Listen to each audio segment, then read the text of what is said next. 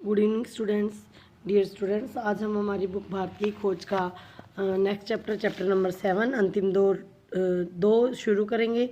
इस चैप्टर में हम पढ़ेंगे गांधी जी का आगमन और मध्यम वर्ग की बेबसी।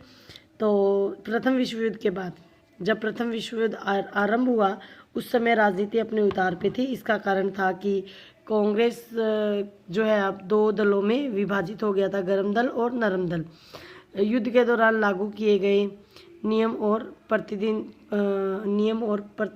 जो है वो काफ़ी कड़े थे। और जब युद्ध समाप्त हुआ तो शांति के परिणामस्वरूप देश में प्रगति और राहत की बजाय दमनकारी कानून और पंजाब में मार्शल लॉ लागू किया गया, जिससे कि भारतीय जनता अपमान और क्रोध से भर गई और मध्यम वर्ग और बुद्धिजीवी लोग जो है वो सब उदासी में डूब गए थे कि अब जो है इस देश का कुछ नहीं हो सकता। किसान वर्ग दब्बू और डरा हुआ था। उसी समय गांधी जी का आगमन हुआ। वो एक ताज़ा हवा के झोंके की तरह आए। उन्होंने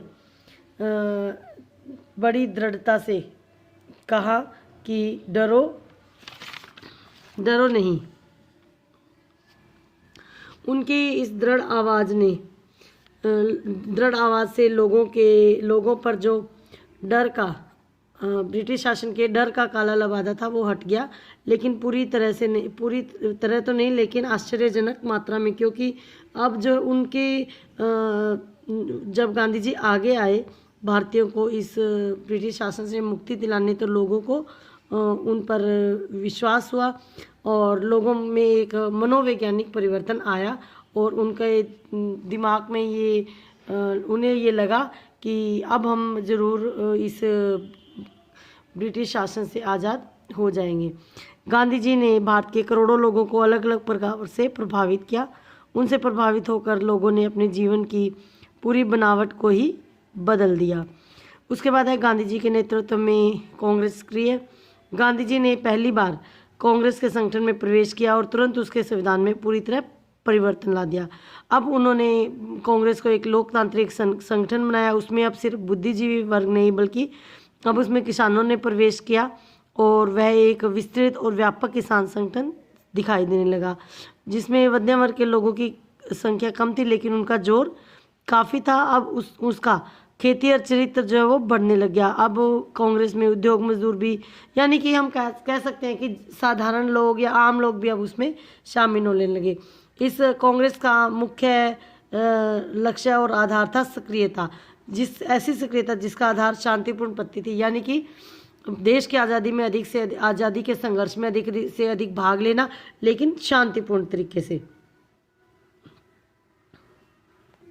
गांधी जी ने काम करने का एक नया तरीका विकसित किया जो पूरी तरह शांतिपूर्ण था। उन्होंने हिंसा की कड़ी निंदा की और अहिंसा पर बल दिया और उन्होंने ये भी बताया कि जो भी गलत है उसके आगे किसी भी हाल में झुकना मंजूर नहीं करना है हमें।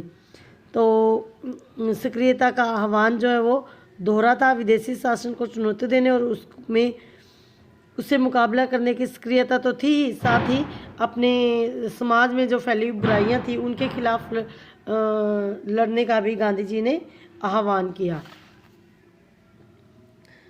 कांग्रेस के मुख्य आधार थे राष्ट्रीय एकता, जिसमें अल्पसंख्यकों की समस्या को यथासंभव हल करना और दलित जातियों को ऊपर उठाने के साथ साथ छुआछूत के अभिशाप को मिटाना भी शामिल था। अंग्रेजों ने भारतीय शासन की बुनियाद पर करारी चोट की।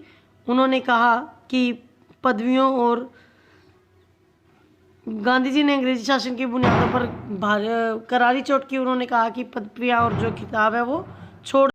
काफ़ी लोगों ने ये खिताब जो है छोड़ दिए। तो अंग्रेज़ों द्वारा दिए जाने वाले इन खिताबों की इज्जत जो है वो कम हो गई समाज में। हालांकि बहुत कम लोगों ने छोड़ा, फिर भी इसकी वैल्यू जो है वो कम हो गई। वायसराय के दरबार तथा रजवाड़ों की शान शौकत जो पहले लोगों को बहुत ज़्यादा प्रभावित करती थी, अब वो बेहद ही शर्मनाक और उपहासप्रद लगने लगी, क्योंकि आम जनता जो वो गरीबी और कष्टों से घिरी हुई थी। तो बहुत से धनी लोगों ने भी अपना रहन सहन जो है वो सादा कर लिया, चाहे वो दिखावा ही कर रहे हो, लेकिन वो अब तड़क भड़क जो है वो कम हो गई थी।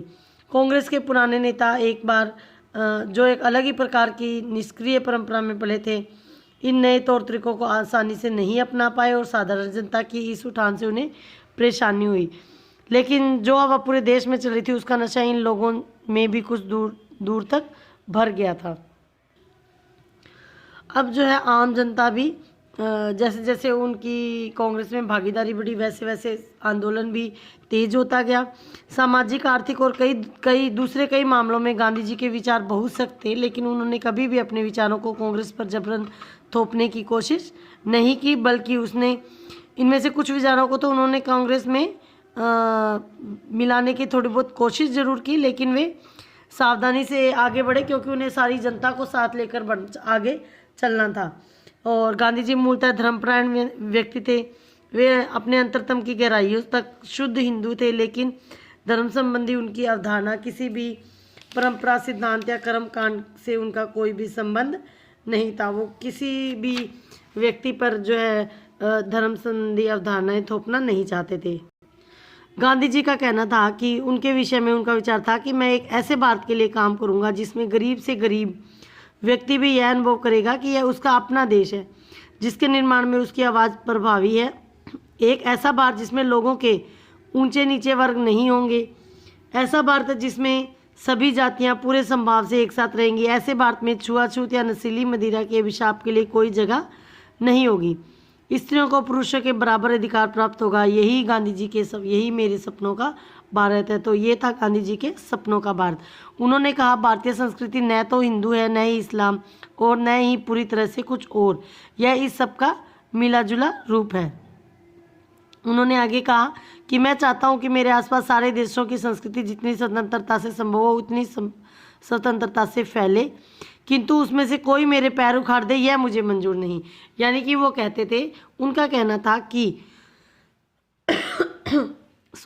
उनका कहना था कि हम सब अपना धर्म पूरे मतलब सम्मान से उसका पालन करें, उसको फैलाने की कोशिश करें, लेकिन इसका मतलब ये नहीं कि हम दूसरों के घरों को, दूसरों के धर्म को जो है वो बुरा कहें या उसे हानि पहुंचाएं।